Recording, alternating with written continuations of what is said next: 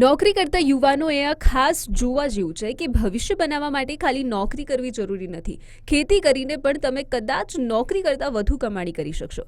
આ માનવું છે એ વ્યક્તિનું જેઓ પોતે પ્રાકૃતિક ખેતી કરીને સારી એવી કમાણી કરી રહ્યા છે. તમે જ સાંભળો.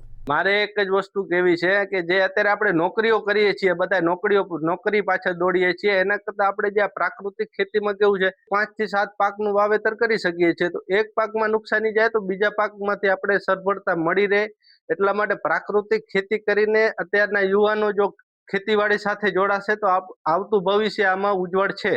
તો સાંભળ્યું ને તમે, માંડવી તાલુકાના ગઢસીસા વરજડી માર્ગ પર આવેલું મણીલાલ ભાવાણી પરિવારનું ખેતર આજે આખા કચ્છ માટે ઓર્ગેનિક ખેતીની જીવંત પાઠશાળા બની ગયું છે. ભાવાણી પરિવારની આ પ્રતિબદ્ધતાએ સાબિત કર્યું છે કે શુદ્ધ ખોરાક અને સમૃદ્ધિ એક સાથે મળી શકે છે.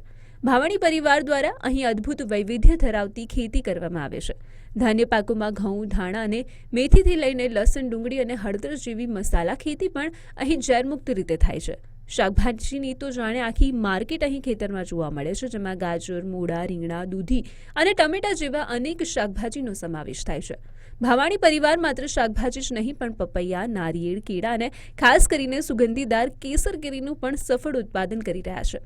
ભાવાણી પરિવારનું માનવું છે કે ઓર્ગેનિક ખેતી માત્ર જમીનની શક્તિ જ નથી જાળવતી, પણ ગ્રાહકો સુધી શુદ્ધ અને પૌષ્ટિક ખોરાક પહોંચાડીને આશીર્વાદ મેળવે છે. રાસાયણિક દવાઓનો ત્યાગ કરવાથી પાકની ગુણવત્તામાં તો વધારો થાય જ છે, સાથે સાથે ખેતીના ખર્ચમાં પણ નોંધપાત્ર ઘટાડો થયો છે, જેના કારણે તેમની આવકમાં વધારો જોવા મળ્યો અને આજે આ ખેતર આસપાસના વિસ્તારના ખેડૂતો માટે પ્રેરણાનું કેન્દ્ર બન્યું છે.